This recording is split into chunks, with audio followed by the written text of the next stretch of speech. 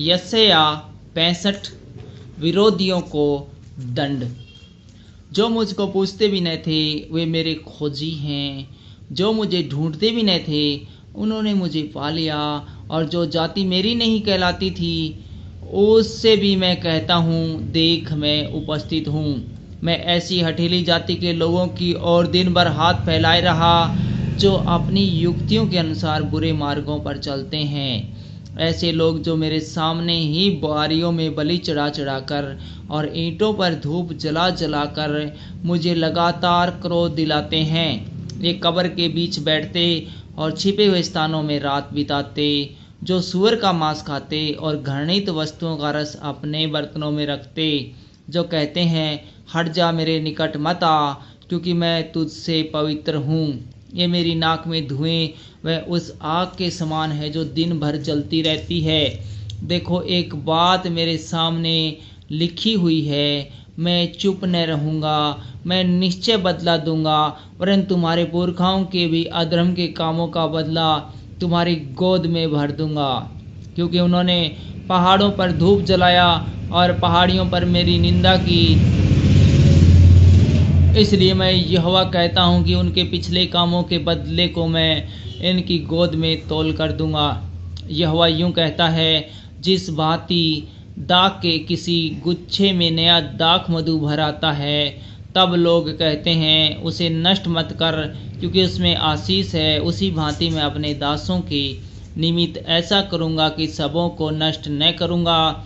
मैं याकूब में से एक वंश और यहूदा में से अपने पर्वतों का एक वारिस उत्पन्न करूँगा।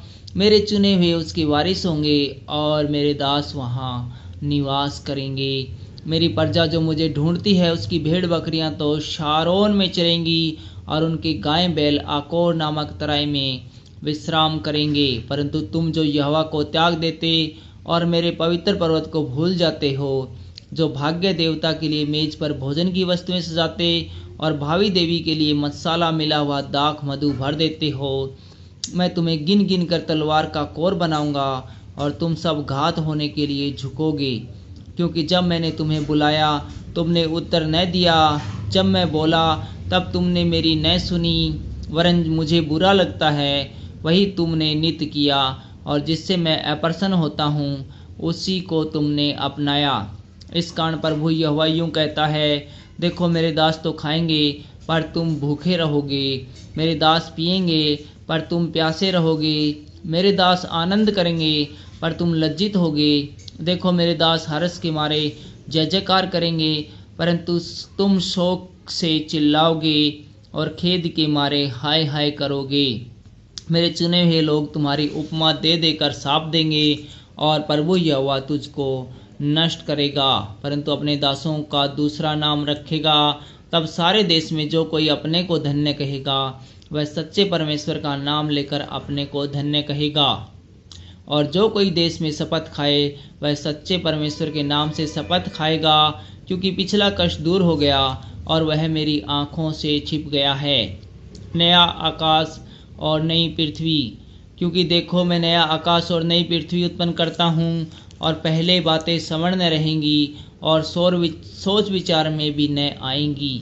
इसलिए जो मैं उत्पन्न करने पर हूँ उसके कारण तुम हर्षित हो और सदा सर्वदा मगन रहो। क्योंकि देखो मैं यरूशलेम को मगन और उसकी प्रजा को आनंदित बनाऊंगा। मैं आप यरूशलेम के कारण मगन और अपनी प्रजा के हेतु हर्ष हूँगा। इसमें फिर रोने या चिल्लाने का शब्द न सुनाई पड़ेगा। उसमें फिर न तो थोड़े दिन का बच्चा और न ऐसा बूढ़ा जाता रहेगा जिसने अपनी आयु पूरी न की हो, क्योंकि जो लड़कपन में मरने वाला है वह 100 वर्ष का होकर मरेगा, परंतु पापी 100 वर्ष का होकर शापित ठहरेगा। वे घर बनाकर उसमें बसेंगे, वे दाख की बारियां लगाकर उनका फल खाएंगे। ऐसा नहीं होगा कि वे बनाएं और दूसरे बसें, या वे लगाएं और दूसरा खाए, क्योंकि मेरी प्रजा की आयु वृक्षों की सी होगी और मेरे चुने हुए अपने कामों का पूरा लाभ उठाएंगे। उनका परिश्रम व्यर्थ न होगा, न उनके बालक घबराहट के लिए उत्पन्न होंगे, क्योंकि वे यहोवा के धन्य लोगों का वंश ठहरेंगे और उनके बाल बच्चे उनसे अलग न होंगे। उनके पुकारने से पहले ही मैं उनको उत्तर दूंगा और उनके मांगते ही मैं उनकी सुन लूँगा। भेड़िया और मेमना एक साथ चरा करेंगी और सिंह बैल के समान भूसा खाएगा और सर्प का आहार मिट्टी ही रहेगा। मेरे सारे पवित्र पर्वत पर न तो कोई किसी को दुख देगा और न कोई किसी की हानि करेगा। यहोवा का यही वचन है।